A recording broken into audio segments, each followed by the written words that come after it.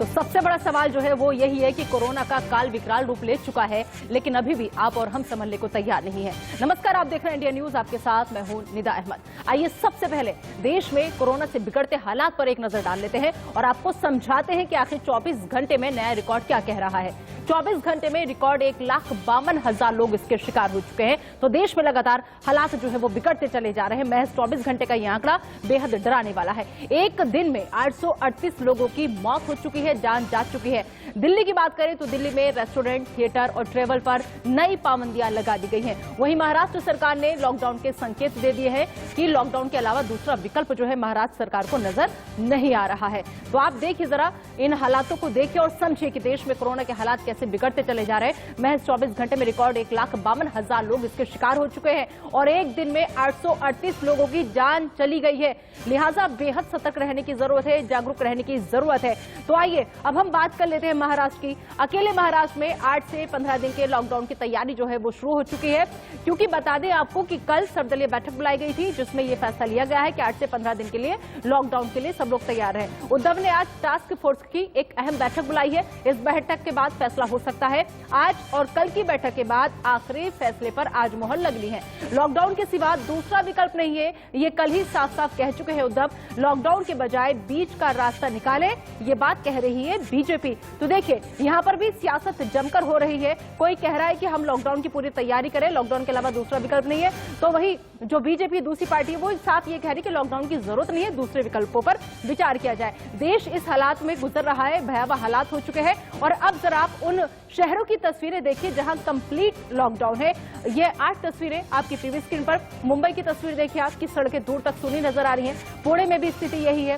ठाणे, रायपुर, अहमदाबाद, जबलपुर, ग्वालियर और इंदौर, ये वो शहर हैं जहां पर संपूर्ण लॉकडाउन है या कहीं पर 2 दिन के लिए बंद है। लेकिन सबसे बड़ी बात जो है वो ये है कि ना आपको पता है ना हमें पता है कि पता नहीं कब आपका या हमारा शहर इस खतरे के निशान पर आ जाए। लिहाजा बेहद सतर्क रहने की जरूरत है। लगातार इंडिया न्यूज भी अपनी जिम्मेदारी निभाते हुए अपने तमाम दर्शकों से ये अपील कर रहा है, साथ ही साथ मुहिम भी चला रहा है। जो लोग मास्क नहीं लगा रहे उनको रोक भी रहा है, उन्हें टोक भी रहा है, जागरूक करने की कोशिश कर रहा है। मकसद सिर्फ यही इंडिया न्यूज का कि आप लोग ज्यादा से ज्यादा घरों में रहे, आप लोग सेफ्टी बरतें, आप लोग अपनी सेहत के साथ कोई खिलवाड़ न करें, क्योंकि हो सकता है आप घरों से बाहर बेवजह न निकले। अगर बेवजह आप निकले तो अपने साथ इस बीमारी को आप घर पर ले जा सकते हैं और घर पर बाकी और जो सदस्य है, आपके छोटे बच्चे हैं, आपकी बुजुर्ग माँ है, आपकी बहनें हैं, आपकी बीवी है, हो सकता है कि उनको आपसे ये बीमारी चली जाए। लिहाजा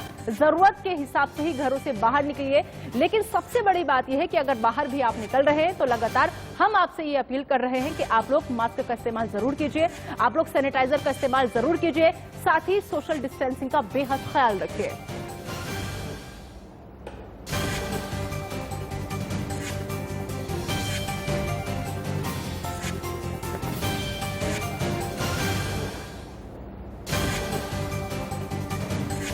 और चलिए इसी खबर पर ज्यादा बातचीत के लिए हमारे साथ डॉक्टर्स के एक बड़ा पैनल जुड़ेगा। धीरे धीरे आपको इंट्रोड्यूस कराते रहेंगे। फिलहाल हमारे साथ इस वक्त डॉक्टर डीके गुप्ता जो कि सीएमडी है फेलिक्स के, वो जुड़ चुके हैं। बहुत बहुत स्वागत है आपका सर इंडिया न्यूज पर। इसके अलावा हमारे साथ डॉक्टर अरुण पांडे जो कि सीनियर कंसल्टेंट है एम्स कार्डियोलॉजिस्ट के, वो हमारे साथ जुड़ चुके हैं। और साथ ही दिल्ली से हमारे संवाददाता आदित्य दिल्ली का हाल बताने के लिए वो भी हमारे साथ जुड़ चुके हैं। सबसे पहले मैं डॉक्टर्स के पास जो आदित्य, मैं आप ही के पास आना चाहूंगी, आपसे समझना चाहूंगी कि जिस तरीके से अब एक और नई गाइडलाइन जारी कर दी गई है दिल्ली सरकार की तरफ से कि अब अगर किसी के घर में डेथ होती है तो सिर्फ 20 आदमियों की परमिशन है, कहीं कोई अगर आयोजन है तो 50 लोग जा सकते हैं। लेकिन सबसे बड़ी बात यह है कि सब जगह का कोरोना हर जगह फैल रहा है। वो ना शहर देख रहा है, ना राज्य देख रहा है, ना वो कोई जगह देख रहा है। लेकिन चाहे हम दिल्ली की बात करें, यूपी की बात करें, यहां पर कायदे कानून कुछ और हो जाते हैं सरकारों के। लेकिन जहां जहां चुनाव है वहां पर ये सब चीजें लागू क्यों नहीं होती? क्या ऐसे पार पा पाएंगे हम इस महामारी से?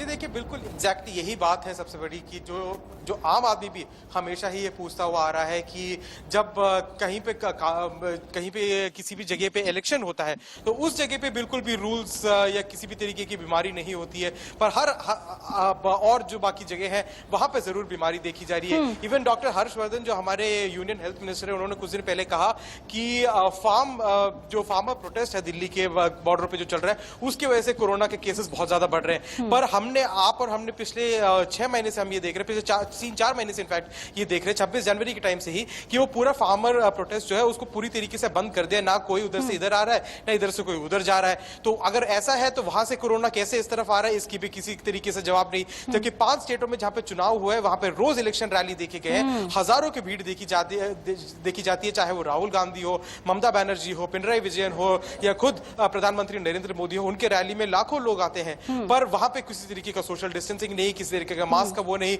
वोट देने जब लोग जाते हैं तो भी किसी तरीके का सोशल डिस्टेंसिंग मेंटेन नहीं हो रहा। और यही आम आदमी का पूछना यह है कि दिल्ली जैसा शहर, देखिए अभी मैं खान मार्केट में खड़ा हूं, खान मार्केट में सुबह देखा जाता है कि बहुत लोग यहां पे आते हैं संडे सुबह यहां पे ब्रेकफास्ट करने के लिए। आप देखेंगे अभी कि कैसे ये मार्केट पूरी तरीके से बंद है, यहां पे लोग बहुत कम देखे जा रहे हैं। आसपास 2 या 4 लोग जो आपको दिखेंगे वो भी वो लोग जो यहाँ पे आसपास रहते हैं वो बाहर आए यहाँ से कुछ मार्केट में कुछ सामान खरीदने के लिए। बाकी यहाँ पे जो मार्केट यूजुअली संडे सुबह भरा रहता है लोग ब्रेकफास्ट करने के लिए, वो मार्केट खाली पड़ा हुआ है। और यहाँ के लोगों से जब बात करी तो उन्होंने यही कहा है कि जहाँ पे इलेक्शन हो रहा है वहां पे कुछ दिक्कत नहीं है, पर वहां पे ना कोरोना वायरस के केसेस देखने को मिलते हैं। पर दिल्ली जैसे शहर में और मुंबई जैसे शहर को सबसे पहले बंद किया जाता है और यहाँ के लोगों को और यहाँ का बिजनेसेस जो है सबसे पहले अफेक्ट होता है। बिल्कुल, बहुत बहुत आदित्य, आप बने रहिए हमारे साथ। आपने ये जानकारी साझा की। देखिए कैसे दिल्ली के अंदर सारे शहर सुनसान है। यही हाल कुछ मुंबई का भी है। मुंबई से उर्वशी जो कि सीधे इस वक्त कोविड सेंटर से जुड़ी गई है हमारे साथ। उर्वशी, फिलहाल वहां पर जो हालात है उनको देखते हुए इस कोविड सेंटर में कैसी तैयारियां आपको देखने को मिल रही, कितना तैयार महाराष्ट्र आने वाली स्थिति से जूझने के लिए? हम आपको बता दें कि महाराष्ट्र सरकार पूरी तैयारी कर रही है कि किस तरह से इस पूरे हेल्थ इमरजेंसी को फेस करे। मैं फिलहाल बीकेसी के जंबो फैसिलिटी के बाहर हूँ। ये सबसे बड़ा ऐसा कोविड सेंटर है यहाँ पे। अगर हम देखें तो यहाँ पे कल से जो एक स्टॉक की कमी थी या स्टॉक का शॉर्टेज था वो कल से अब नहीं रहा, क्योंकि कल फ्रेश स्टॉक्स आए हैं जो एटलीस्ट 1-2 दिन तक रहेंगे। हम ऑलरेडी देखते हैं कि कतार है लोगों की, जो रजिस्टर्ड लोग हैं आधार कार्ड दिखाकर वगैरह अंदर जा रहे हैं। मेरे साथ कुछ लोग भी आइए, इनसे बात करते हैं। आपने आज टीका लगाया, आज शॉर्टेज तो नहीं है वैक्सीनेशन? लगा के आए। आप आज लगा के आए टीका, क्या आ गया ये सर? किस तरह का शॉर्टेज तो नहीं है आज? वैक्सीन अवेलेबल है? कुछ भी नहीं, अंदर इतना मतलब क्लीननेस भी अच्छा है, स्टाफ भी अच्छे तरह सपोर्ट कर रहे हैं, कुछ तकलीफ नहीं है और तुरंत हो जाता है। बाहर लेने से अच्छा है, यहाँ पर बहुत ही अच्छा है। ये आपका पहला टीका था या ये था? पहला। तो हम देखते हैं कि किस तरह से ये आज वैक्सीनेशन की बात कर रहे हैं हम। इसके अलावा टास्क फोर्स की मीटिंग एक बात का जवाब और चाहूंगी कि आज जिस तरीके से कोविड टास्क फोर्स की बैठक पर ये कहा जा रहा है, बैठक जो बुलाई जा रही है, यहाँ इस फैसला होगा और फैसले के बाद लॉकडाउन की घोषणा जो है वो की जा सकती है। कब तक ये बैठक हो जाएगी, कोई जानकारी?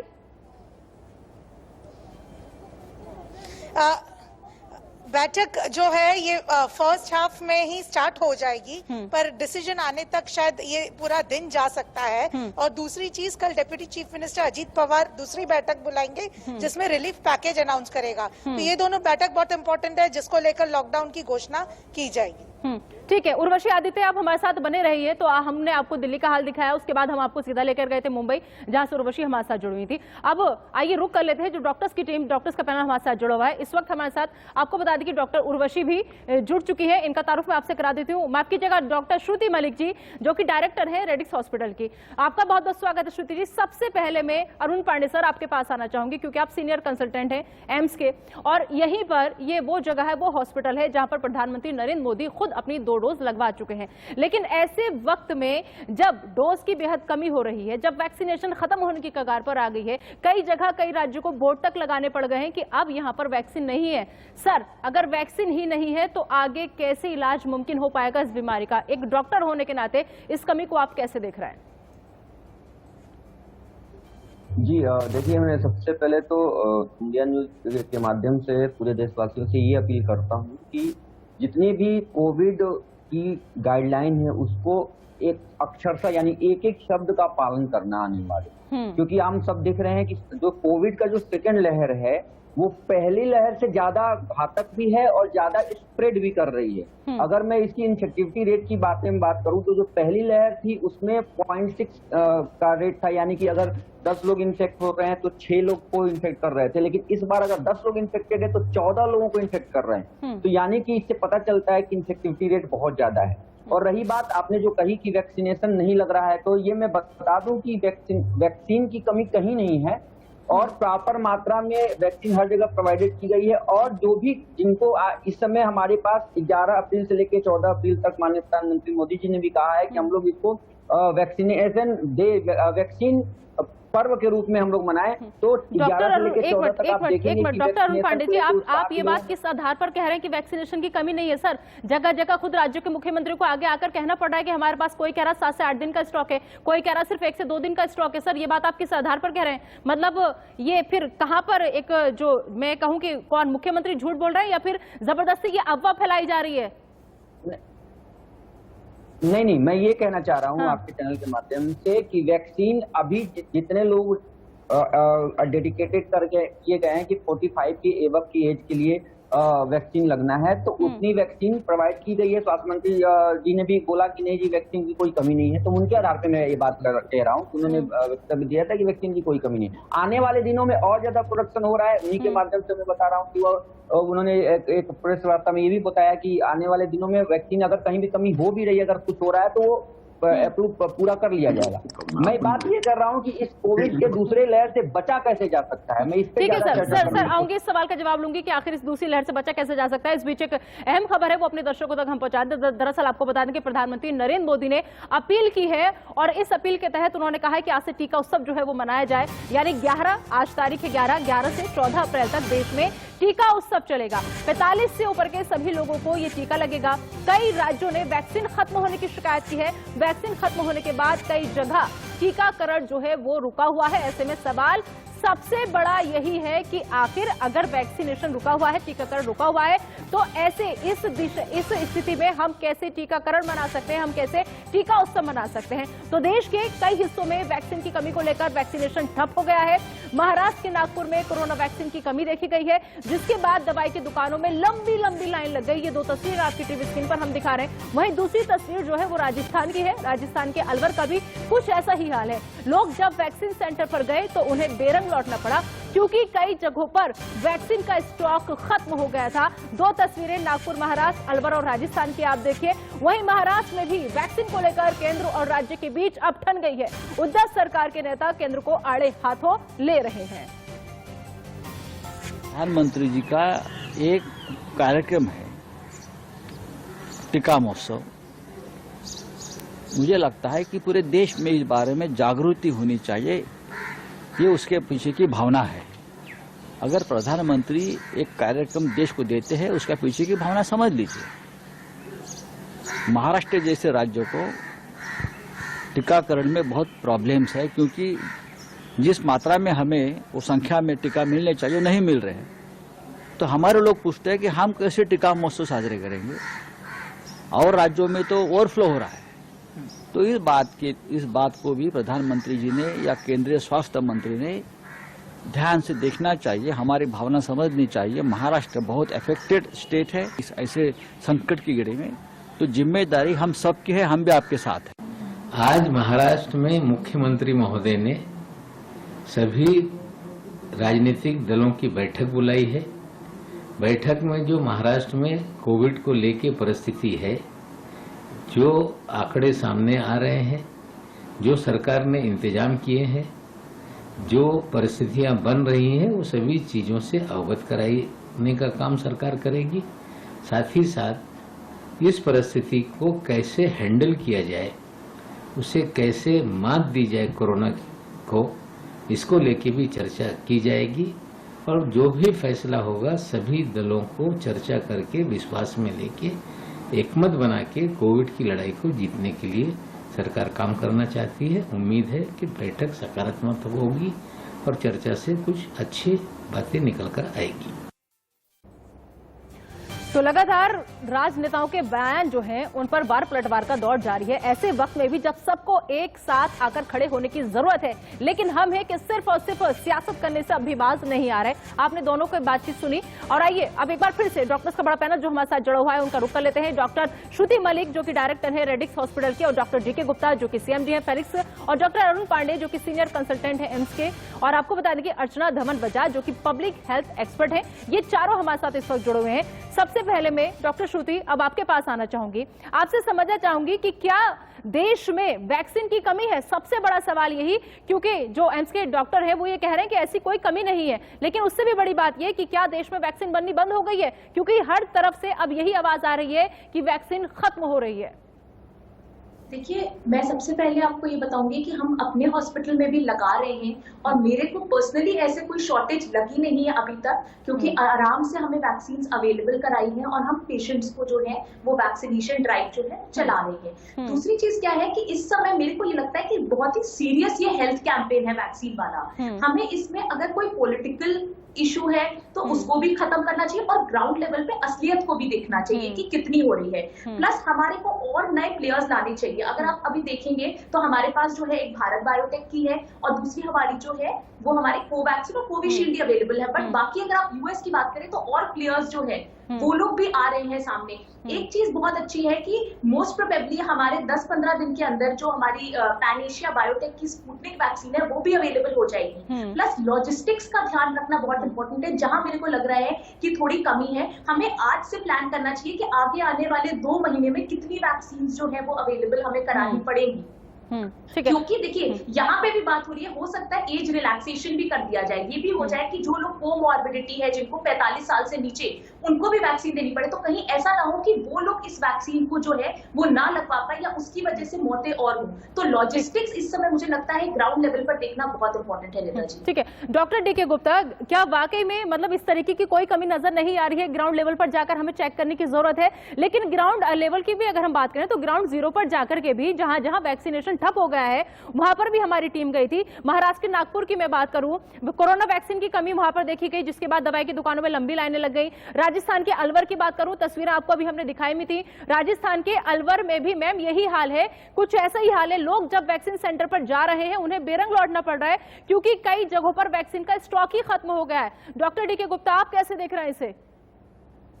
जी मैडम, पहले तो मैं ये कहूंगा बहुत बहुत धन्यवाद आपको बुलाने के लिए, और आपके माध्यम से एक चीज बताना चाह रहा हूँ। हम सबको पता भी है कि ये दुनिया का सबसे बड़ा वैक्सीनेशन प्रोग्राम है, इतना बड़ा कि शायद कई सारे देश मिला के भी इकट्ठे हो जाए तो भी इतना बड़ा प्रोग्राम नहीं चला सकते।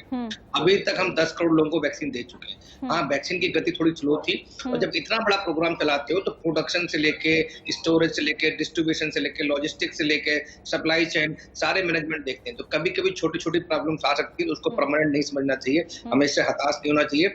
आज हमारे हॉस्पिटल में वैक्सीन लग रही थी, हमारे हॉस्पिटल में रोज वैक्सीन लग रही है, कोई प्रॉब्लम नहीं आई है। आज प्रचुर मात्रा में वैक्सीन आई, पहले से कई गुना ज्यादा आई है, क्योंकि माननीय मंत्री जी, माननीय नरेंद्र मोदी जी ने, हमारे जो प्रधानमंत्री हैं, उन्होंने टीका महोत्सव का जो आयोजन के लिए बोला है, तो उसके उपलक्ष्य में और ज्यादा मात्रा में हमें वैक्सीन मिल रही, जितना हम चाहे उतना मिल रही, कोई नहीं मना कर रहा। उत्तर प्रदेश में खास करके गौतम बुद्ध नगर में तो कोई प्रॉब्लम नहीं है, कोई दिक्कत नहीं है। तो इसलिए कृपया करके हम लोग जो स्टूडियो में बैठते हैं, यहाँ बातें करना बहुत आसान है, जमीनी लेवल पे चीजों को मैनेज करना। लोग रात के 2-2 बजे जाके वैक्सीन लेके आते हैं, सुबह 6 बजे डिस्ट्रीब्यूशन करते हैं। देखिए गुप्ता सर, माफ कीजिएगा, स्टूडियो में बैठ के नहीं मैं आपसे बातचीत कर रही हूँ, और ये मैं अपनी तरफ से कोई आंकड़े पेश नहीं कर रही हूँ सर। कई राज्यों के मुख्यमंत्री, भले चाहे अगर मैं दिल्ली में आप बैठे हैं, दिल्ली के मुख्यमंत्री अरविंद केजरीवाल की बात करूं, उन्होंने खुद 2 दिन पहले प्रेस कॉन्फ्रेंस करके कहा है कि हमारे पास स्टॉक कम है, 6 से 7 दिन का सिर्फ उन्होंने बताया। सर, ये बात स्टूडियो में बैठ के मैं नहीं कर रही हूँ सर, जो रिपोर्टें आ रही है उनके आधार पर बात कर रही हूँ, और आप लोग क्योंकि डॉक्टर्स हैं इसलिए आप लोगों से समझने की कोशिश कर रही हूँ। हाँ, तो मैं फिर बता रहा हूँ, ध्यान से सुनिए, हमें इस पे राजनीति नहीं करनी चाहिए, इसमें पक्ष और विपक्ष को एक साथ मिलकर काम करना चाहिए, एक दूसरे की ब्लेम गेम नहीं करना चाहिए। आप भी देख रहे हैं, हम भी देख रहे हैं, कितनों दिन से रोज आपके सामने बैठता हूँ, पक्ष और विपक्ष आपस में लड़ते रहते हैं, इनमें समन्वय नहीं है, इनमें कोई कोऑर्डिनेशन नहीं है। तो कहीं ना कहीं एक कोरोना इतना बड़ा जो दुश्मन है हमारा, जब हम कौरव और पांडव एक हो सकते थे, तो हम पक्ष और विपक्ष एक नहीं हो सकते क्या? मिलके लड़ाई, अगर कहीं शॉर्टेज भी है तो उसको मिलकर सॉल्व नहीं कर सकते, उसका रूट कॉज एनालिसिस नहीं कर सकते, उसका करेक्टिव एक्शन और प्रिवेंटिव एक्शन नहीं ले सकते। क्या नहीं चाहिए? तो सारे सिस्टम में प्रॉब्लम आ सकती है, बट हमें चाहिए दूरगामी अगर रिजल्ट चाहिए तो कोरोना के लिए मैंने बताया 5 स्ट्रेटजी है जिसको हमें पालन करना चाहिए। प्रिवेंशन मतलब वैक्सीनेशन, टीकाकरण को बढ़ाना चाहिए, बाहर की वैक्सीन को लाना चाहिए, बाहर की कंपनी को अलाउ करना चाहिए, बाहर कैंप लगाने चाहिए, प्रोडक्शन बढ़ाना चाहिए, डिस्ट्रीब्यूशन बढ़ाना चाहिए, लॉजिस्टिक बढ़ाना चाहिए। दूसरा है प्रिकॉशन, जिसमें हम लोग काम ही नहीं कर रहे हैं। जो कोविड अप्रोप्रिएट बिहेवियर है, राज्य सरकारों को चाहिए जमीनी लेवल पे, ग्राउंड लेवल पे जितने कोविड अप्रोप्रिएट बिहेवियर है उनको सख्ताई से इंप्लीमेंट करें। अब खाली हम लोग हवा में बातें करें, कोई कुछ नहीं। जिन राजनेताओं का जिक्र आप कर रहे हैं ना, जिन राजनेताओं का जिक्र आप कर रहे हैं, सबसे ज्यादा धज्जा वही लोग उड़ा रहे हैं सर। आपके हमारे कहने से कुछ नहीं होगा, या फिर कहीं पर भी कहीं गाइडलाइंस अलग हो जाती है, लेकिन जहाँ चुनाव होते हैं वहाँ कोई पालन नहीं होता। ठीक है, बिल्कुल, चाहे वो सेलिब्रिटी हो, राजनेता हो, चाहे धर्मगुरु हो, चाहे ब्यूरोक्रेट हो, सिर्फ और डॉक्टर सिर्फ हो, आम हम सब आदमी लोग पूछता है सर। सारी गाइडलाइन आम आदमी को पालन करनी होती है, सारे जो जरूरी है एहतियाती कदम है वो आम आदमी को उठाने पड़ते हैं। जब उसके रोल मॉडल्स उस चीज को पालन करेंगे, चाहे ठीक वो है, अर्चना राजनेता हो, धवन जी का चाहे रुख कर लेते सेलिब्रिटी हैं। हो, ठीक है, चाहे ठीक है अर्चना धवन जी, आप पब्लिक हेल्थ एक्सपर्ट हैं, इस लिहाज से कैसे देख रही हैं आप इस कमी को? क्योंकि जगह जगह, चाहे दिल्ली की बात करें, हर जगह नई गाइडलाइंस जारी कर दी जा रही है। कहीं पर 2 दिन का लॉकडाउन है, कहीं पर नाइट कर्फ्यू है, लेकिन बावजूद इसके जो हमारे राजनेता हैं वो सियासत करने से बाज नहीं आ रहे। जहां जहां चुनाव है वहां से कोरोना गायब है, क्योंकि वहां पर ना सोशल डिस्टेंसिंग का कोई पालन कर रहा है, वहां पर ना कोई मास्क लगा रहा है, ना ही कितनी भी भीड़ आ जाए किसी पर कोई पाबंदी नहीं है। बाकी आम आदमी के लिए अगर घर में किसी की डेथ भी हो जाए तो सिर्फ 20 आदमी जा सकते हैं, अगर किसी को कोई आयोजन करना है तो सिर्फ 50 आदमियों की परमिशन है। ऐसे कैसे आप एक पब्लिक होने के नाते कैसे आप समझ रही हैं इन सब चीजों को? क्या वाकई में जगह जगह अलग अलग दिशा निर्देश जारी करने से हम काबू पा पाएंगे इस पर? डेफिनेटली हर जगह के लिए, हर पॉपुलेशन के लिए शायद नई गाइडलाइंस, रेलेवेंट गाइडलाइंस इशू करने का टाइम है। और ये तो आपने बिल्कुल ठीक कहा कि किसी भी तरह का सोशल डिस्टेंसिंग, जहाँ पर इलेक्शंस हो रहे हैं, जहाँ पर इलेक्शन रैलीज हैं, कुंभ है, कलेक्टिव मीटिंग्स हैं political, that has to stop. आप ये कैसे जस्टिफाई कर सकते हैं, या आप कैसे मतलब हम किस तरह से जनरल पॉपुलेशन से ये एक्सपेक्ट कर सकते हैं कि वो कोविड अप्रोप्रिएट बिहेवियर भी करे, मास्किंग भी करे, सोशल डिस्टेंसिंग भी करे, और हम अपने नेतागण को, जो हमारे रोल मॉडल्स हैं सोचो से, उनको देख रहे हैं कि वो लाखों की भीड़ में दिन में 3-3, 4-4 रैलीज कर रहे हैं। तो ऑब्वियसली ये जो mismatch between the general population and the leaders has to stop. ये बंद होना ही पड़ेगा। बिल्कुल। और definitely need of the hour ये है कि रीजन स्पेसिफिक गाइडलाइंस हो, जहां पर माइक्रो लॉकडाउन एप्लीकेबल है वहां माइक्रो लॉकडाउन हो, जहां पूरा लॉकडाउन जरूरी है वहां पूरा लॉकडाउन हो, जहां पर पॉसिबल है कि हम गैदरिंग्स कम करें, स्कूल कॉलेजेस बंद करें, पब्स, सोशल गैदरिंग्स, ये सब स्टॉप करें। They have to stop. इस देश में अगर कोविड इस रेट से फैलता गया तो 5 लाख पर डे का फिगर बहुत ज्यादा दूर नहीं है, and that is going to be a बहुत बड़ी बात आपने कही। बिल्कुल। सिर्फ एक बात जो थोड़ी इनकरेजिंग है सेकंड पीक के लिए, अगर आप वर्ल्ड वाइड देखें, ये पीक जितनी जल्दी राइज कर रही है उतनी ही जल्दी फॉल भी कर रही है। सो आई एम जस्ट होपिंग कि हम भी उसी नॉर्म को फॉलो करेंगे। पीक जल्दी राइज हुई है तो जल्दी फॉल भी करेगी, मगर इस जल्दी राइज और जल्दी फॉल में we can't afford to be foolhardy. हमें ये मानना ही पड़ेगा कि ये बहुत हाईली इन्फेक्शियस पीक आई है। इसमें infectivity rate is tremendously high, और इस बीमारी को, इस स्थिति को हम कतई लाइटली नहीं रह सकते। B it a large population जहाँ माइक्रो लॉकडाउन रेलेवेंट है या टोटल लॉकडाउन रेलेवेंट है, वॉट एवर इट टेक्स, चाहे 10 जिंदगियां बचें चाहे 100 बचें, हर जिंदगी कीमती है और उसको बचाना should be the aim of बिल्कुल the government and of the population. और यहाँ पर एक चीज मैं जरूर कहना चाहूंगी कि सिर्फ सरकार ही सब कुछ नहीं कर सकती। एज अ पॉपुलेशन हम लोग बहुत कैजुअल हो गए। हमारा कोविड अप्रोप्रिएट बिहेवियर का कोई मतलब ही नहीं रह गया। आप सड़कों पे जाएं, लोगों के झुंड हैं, गैदरिंग्स हैं, चाहे गवर्नमेंट की लेजिस्लेशन है, फॉलो तो हमने करना है। अगर कोविड की बीमारी है तो वो बीमारी गवर्नमेंट के लिए नहीं है, वो हमारे लिए, वो पॉपुलेशन के लिए। जब तक हम सिटीजन रिस्पॉन्सिबिलिटी नहीं समझेंगे, हम पॉपुलेशन अपनी रिस्पॉन्सिबिलिटी नहीं समझेंगे, we can not dispense with this. बिल्कुल। लेकिन ये बीमारी तब और ज्यादा गंभीर हो जाती ना जब जो हमारे नुमाइंदे हैं, जो हमारे रहनुमा हैं, या जो हमारे राजनेता हैं, वो इस जिम्मेदारी को बखूबी ना समझे। वो अपनी रैलियों में भीड़ इकट्ठी करते रहे, उसके बाद में वहीं स्टेज से, वहीं मंच से खड़े होकर कहते रहे कि सोशल डिस्टेंसिंग का पालन करना है, मास्क लगाना जरूरी है, 2 गज की दूरी जरूरी है, लेकिन आप खुद क्या कर रहे हैं आपको वो समझ में नहीं आता। ठीक है, आप सभी मेहमान हमारे साथ बने रहिए। एक अहम खबर का रुख कर लेते हैं। आपको बता दें कि दिल्ली में कोरोना को देखते हुए नई गाइडलाइंस जारी कर दी गई है। महाराष्ट्र से आने पर नेगेटिव रिपोर्ट जो है वो जरूरी होगी। अगर महाराष्ट्र से कोई दिल्ली आ रहा है तो उसको नेगेटिव रिपोर्ट अपनी साथ लानी होगी। इसके अलावा हम आपको बताएं कि सामाजिक, धार्मिक, राजनीतिक कार्यक्रमों पर रोक लगा दी गई है और अगर इस बीच किसी के यहाँ शादी का कोई फंक्शन है तो शादी में 50 लोगों के जाने की अनुमति है। वहीं अंतिम संस्कार में महज 20 लोगों को परमिशन दी गई है। स्कूल, कॉलेजेस और कोचिंग सेंटर्स की अगर हम बात करें तो उन्हें फिलहाल अगले आदेश तक के लिए बंद कर दिया गया है। तो दिल्ली के सीएम केजरीवाल ने कल ही साफ कर दिया था कि लॉकडाउन फिलहाल नहीं लगेगा, लेकिन हाँ, सख्ती बढ़ाई जाएगी, शर्तों के साथ कुछ पाबंदियां लागू की जाएंगी।